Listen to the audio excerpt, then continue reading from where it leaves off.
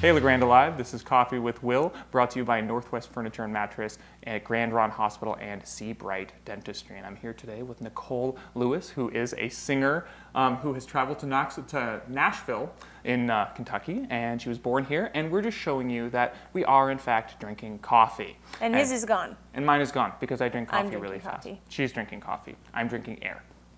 I kind of thought that these were just props. But it's steaming. It's actually coffee. Yes. So thank you so much for joining me today, for coming in and having coffee with me. Yeah, so, thank you for having me. First of all, I just want to let people know that there are some songs that we just recorded with Nicole, and we're going to show a little clip of one that is called Cuddle Up, which is a Christmas song, which are available on legrandalive.tv. Snow, let's cuddle up and watch it snow. No other place we gotta go. Let's cuddle up and watch it snow. Glow, your eyes, they twinkle in the glow of the fire burning low. Let's cuddle up and watch it snow. So talk to me a little bit about where you grew up here in LeGrand and how you got into music. Okay, I first want to point out that this is kind of like between two ferns, but it's like a fern in between two peeps. Yes. I think that's really clever.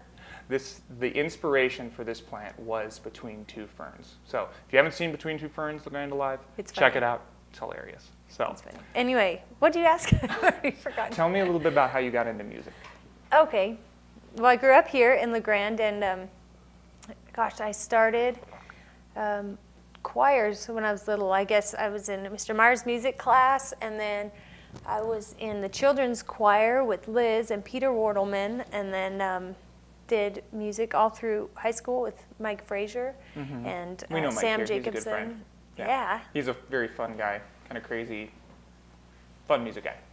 Yeah, and Mr. Van Vickel. So I had some really great music teachers here that just completely inspired me.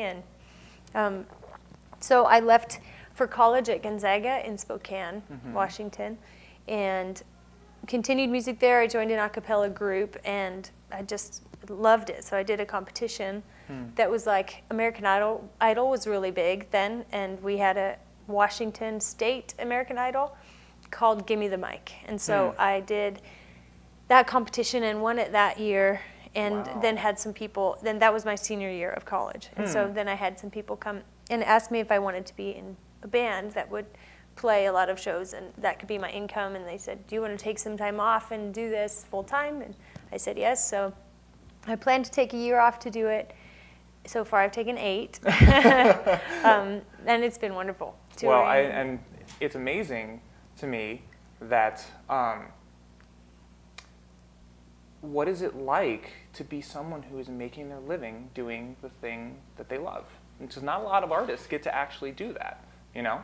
So talk to us a little bit about that. Yeah, it's amazing. I don't feel like I'm working every day. I actually thought I wanted to be a pharmacist. I really wanted to be in Red Cross Drug, and then that kind of happened, and I mean, the music happened, so the medicine and the medical side of what I like has kind of been put on hold for now. I'll probably go back to it, but it's great. I've taught, I've worked at a church, I play shows, and I never feel like I'm working. I mean, when I come home, I don't have a TV, just because I don't want one when I come home. I don't have a TV either. It's a distraction. Yeah, yeah. Absolutely. Well, I'm just not interested in it. Yeah. Like, I'd like to come home and write a song, or I'd like to come home and, practice the piano or listen to someone else's music. So it's kind of what I do just all the time. I think about music all the time. I get up and I work on something to do with music, and then music all day long, teaching or whatever I'm doing. Absolutely. Music that night at a gig. So you kind of live music. Yeah, it's kind of like I don't have a job. Wow, That's fun. very cool. And so, what was your secret of actually getting into doing paid gigs? Did people approach you, or were you actively going out and looking for them? Because of that competition, the people who started my initial band, they came to me and they had shows already lined up, and so then I kind of learned from them. And then one day they came to me with all the binders of songs, and and just charts we'd worked on. They handed me everything and said, okay, you're doing it all now. So then I did, and I made it a business, created a business name, and we'd just get phone calls for shows, and I would just field those and do the details, and then now I have a music director that does that stuff for us. So. Very cool. So you started here in the Grand, and in the Grand Ronde Valley doing your music. Yeah. And you have since moved to Nashville, and are now, as we talked about a little earlier, directing a children's play, Frozen the Musical. Why did you decide to make that decision to move away? I just want to get better at songwriting. So, from the Grand, you mean? Yeah. That was just for school. I mean, really, I would like to end up back here whenever, hopefully, I will get to start a family, and I'd like to be here. And thanks to the internet, you really can do that. Absolutely. But I'm in Nashville now to write better songs, to learn from the best of the best, and I'm making some really great friends, great relationships down there, and hopefully it does work out to tour, to kind of have a home base there and tour anywhere, mostly the Northwest for me, because that's where my following kind of is. So why do you have your base in Nashville when why not Portland? Why not Seattle? Because the songwriters that write the kind of songs that I like and that I like to write are down there, really. That's what Nashville's known for. Great songwriters. Absolutely. So I'm just trying to learn where the bar is and try to get there by working with those people. Absolutely. So we're going to take a quick little break for a snippet of one of Nicole's songs called Rocks. I believe Rocks, correct? It's a song about rocks. It's a song about rocks. Stones. It's about rocks. It's about perspective. It's about perspective. So we're going to take a quick break, and we'll check that out. We'll come back and talk about it. It's the emerald gem in your mama's locket, 'cause you're born in the month of May. The worn down pebble you keep in your pocket, reminding you to pray. The piece of flint your daddy taught you to skip across the lake. A black eye bruise from the one you threw at the kid who called you names. Stones might be smooth, might be rough, or might not even look like much. It's all in the way you use them. Stones can build you up or break you down, and the day they put you in the ground, they'll carve your name into them.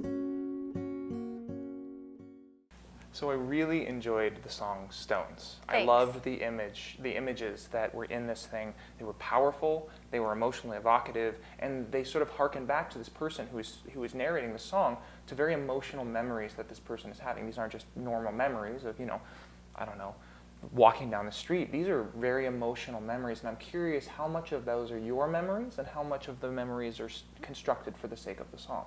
Yeah.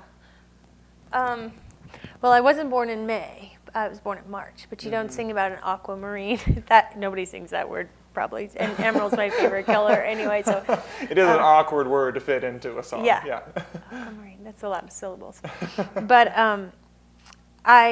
I received a ring from my grandma's collection that she used to wear all the time, and so that memory, the quarter carat hand me down, that is from this last year when I received that. The Bethel stone, the worn down pebble you keep in your pocket, that was Norm Schrum, who was the pastor of the Presbyterian Church when I lived here. He had a basket of Bethel stones one day, and we were all supposed to pick one up. And you can put it in your pocket, and when you reach in to get something from your pocket and you feel it, it reminds you to pray. So I wanted that to be in there. What else? Oh, there's the stone that got rolled away, which is a pretty obvious stone. Which I got goosebumps at that one. By the way, that was goosebumps all down my arms. Cool. Cool. Thanks. What else is in there? Oh, what you framed your house upon, foundation. Yeah. And then when they bury you, which obviously that's not a memory that you have because you're still sitting here, unless you're like, back from the dead, which would be weird. Yeah, so it's stones. You're right. So I'm glad that you're not that. Thank you. So it's like stones from birth to death, the birth stone, because you're born in the month of May or March, to when they bury you, to what you build your house upon. So it kind of goes through the life of rocks in Absolutely. your life. Absolutely, and it comes back to, I mean, they're very powerful images, and they bring us into the music very, very well, and they tell a story of someone who is using items to bring back memories, which we do. We all Yeah. have those items in our lives which we kind of use to evoke memories, you know. Mhm. So I really liked that song. So I you wanted sounded- to put like rock in there, like rock music, but that didn't fit. yeah, So kind of like Aquaman. that kind of rock. Yeah, I had to leave that out. So the next song that you sung was, well, actually one of the other songs that you sung was called Cuddle Up. So this song is quintessentially Christmas, but Yeah. it's got a very sort of a personal twinge to it. And I like the images. It's kind of steamy, it's kind of fun. What inspired you to write this song? So when I moved to Nashville, I had some publisher meetings, and Bobby Reimer, really nice friend and publisher, he's helping me get to the next level with my songwriting, and he said, okay, go home and write a Christmas song, because and Christmas songs are really hard to get cut because most people do traditional songs and maybe one or two originals. Which I'm glad that you didn't. I'm glad you wrote something new. Yeah, so that was the assignment. Yeah. And this wrote itself very quickly. That Wow. was Joe, my friend Joe, who's a guitar player, fantastic guitar player, and I wrote it. And we just wanted to keep it something that could be in any genre, sort of. It could be Michael Bublé, it could be Brett Eldridge or Tim McGraw or me. So yeah, if you write a Christmas song that does well, it does well for 6 weeks every year. You know, so it's good to try to write a Christmas song, but it's very hard to get it picked up. There's a lot of Christmas songs floating around out there, Yeah. some of which are just god-awful, which this one wasn't. So I'm glad to hear that. I was glad to hear it was a Thanks. very, very nice song. Very, very emotionally evocative. And so speaking of emotionally evocative, the last song that you sung was a song, I didn't catch the name on this one, but it was a song about Turn someone Around? leaving, Turn Around, Yeah. which is a song about someone leaving. So we'll quick clip drama. of that, and then we'll come back and talk about that.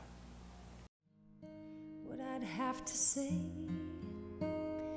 baby, what's it gonna take to make you stay? Oh, it hurts to think that you don't even care, when I'd give anything to meet you halfway there. Turn around, don't walk away.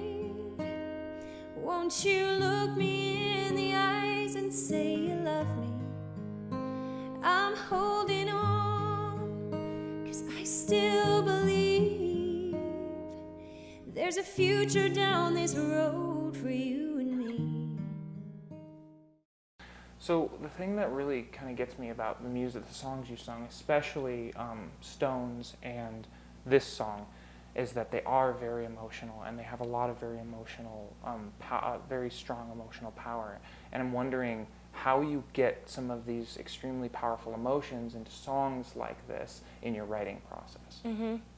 Well, for Stones, that really relates to me. That, oops, sorry, microphone. Turn Around was about a friend, and it's someone who I was writing with, and he was just going through a really tough time with his girl, and he would just tell me his story, and it was easy to write because that's basically what he wanted her to do, like stay, turn around, don't walk away. We have this little child.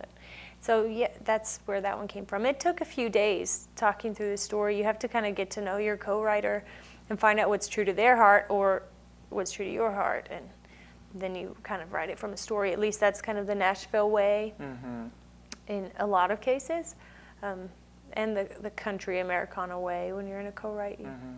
That's kind of what you go with, somebody's story or somebody's idea of a concept that struck them because it was from their heart, or they heard something they heard that they resonated with, or something. Yeah, absolutely. And so you write with people. How is it writing with people collaboratively? It's great. I write by myself too, But the nice thing about writing with people, I mean, for one, you get their ideas also, but you set an appointment and you're like there at 10 and you're going to write at 10. Whereas if I'm writing by myself, I'm like, I could wake up and have a cup of coffee. I Go could watch for a YouTube jog. videos, go for a jog. I don't have any ideas. 5 p.m. Oh, I didn't write today. Oh, well, Yep. I'll get to it tomorrow. That's it. That's it. So in Nashville, it's like we have a 10 o'clock and we have a 2 o'clock, and we're going to write a song and hopefully finish it. Absolutely. And so Absolutely. it's the discipline, and also obviously writing with people down there that are, they have things going on. They're professional at that, and so that's a big benefit. I learn a lot from writing with people like that. It's nice to have people who are better than you to work Yeah, with. especially just lyrical artists. They can really craft a lyric and not waste a word. That's very hard to do, and they make it sound really easy. And so what do you mean by don't waste a word? Just you don't have very many lines to tell this whole story. So you don't want to have a line that's kind of a throwaway line that maybe you didn't need for the story. I'm trying to think of an example. You might be able to use a line in a pop song, even if they're whoa-whoas or whatever. That works in pop, and it works in country too. But in a story song, oh gosh, I can't think of a line that might be wasted. But you just leave out the little words, and you leave out things that aren't vivid. Like instead of saying the options you could have to do in your life, life challenges you to go here or go there. There's a lot of ways you could say that, but somebody like Victoria Banks would say that one single step that life dares you to take when your dreams all come down, to choose doubt or choose faith, standing out on the edge of that cliff and your wings catch the wind. There's not a wasted word in that, but there's a lot of ways you could say it. But how do you say it? Like short and powerfully and beautifully. So that's what I'm trying to learn to do. Absolutely. When I was in college, I studied poetry, and it's very similar in that every word means something. Every word has power, and the words that are arranged at the beginning of the line and at the end of the line are always very, very important. And then the words in the middle are obviously important too. But every word means something, and the relationships of the words mean something. Where they are in relation, how they sound, the sibilants, the cadence, and all those kinds of things come together to make this sort of emotional piece which brings people into whatever the story or the image that they're telling them is. And when you have a lot of extra words, it takes people away. Unless you're going for something which is full of extra words, which is legitimate. But it takes a very, very skilled person to use those kinds of things in It's that way. actually really hard not to make it poetry, because I started with poetry and we wanted to make it into a song, and that's kind of what I've been learning, and the way I've been progressing is the publishers will say, well, you wouldn't say that. You got to sing what you would say, which is way harder to write than you think, because then you want it to rhyme and be beautiful. And the Taylor Swift song, nice to meet you where you've been, I can show you incredible things. It's just like something she would say. Yeah. Which sounds like very easy to write. But it's not. It's not. Yeah, absolutely. It's very difficult to write normal things, but profound and evocative normal things. Because it's not, you can't just say, what's up, my name is Nicole, and I'm here to sing a song, because then you're just a pop writer, and then, Yeah, which is great. I'd love to be a pop writer too, but I usually tend to write things that are a little bit more dear to my heart, a little more of a story. But sometime I'd like to work on pop. That's a different kind of writing, though. A lot of times you'll have a track, and then you have somebody come in and write what's called a top right. So they'll sing over the track, a melody, maybe even a line, and that's how they write the song. Interesting. Yeah. Okay, so last question before, thank you so much for joining me here today. Last question, You've left, what's going to bring you back? Are you thinking about coming back? What do you need to achieve in Nashville for you to come back? Yeah. What's the future plans for Nicole Lewis in relation to LeGrand? I've always wanted to come back. I really want to be close to my family. I'd like to raise kids. I'd like to have a family. And thanks to the internet, that's very, very possible for an independent artist. Or if I did go with a record deal, which has been sort of tossed around, I don't know that would be as easy, because you kind of have to be at that place more often and tour more often to make that work for a record deal, but as an independent artist, definitely could be. I mean, it's internet sales, it's posting videos, and so it can happen. And I have other interests besides music too. I love You the said outdoors. You were interested in medicine. In medicine, yeah. Huh. Interesting. So those things will bring me back here eventually. I just hope that, I plan to continue music forever. So. Absolutely, because I mean, art is a way of life. It's not just something you do. It's Yeah. something that sort of pervades you, you know, and sort of takes a hold of you. And if you're not expressing yourself, it's difficult not to express yourself. I understand. Yeah. Well, thank you so much for joining me on Coffee with Will today. Thanks for having me. Thanks for the real coffee. I know, right? Pleased. Very good coffee, Starkey Coffee, right across the road. Extremely good coffee. The Orange Rhino, right? At Orange Rhino Bakery, or you can buy it at Nature's Pantry. So thanks, LaGrande Alive, for tuning in to Coffee with Will. This has been this was brought to you by Northwest Furniture and Mattress, Grand Ron Hospital, and Seabright Dentistry. Please like and share this video, and tune in to LaGrande Alive for more local content.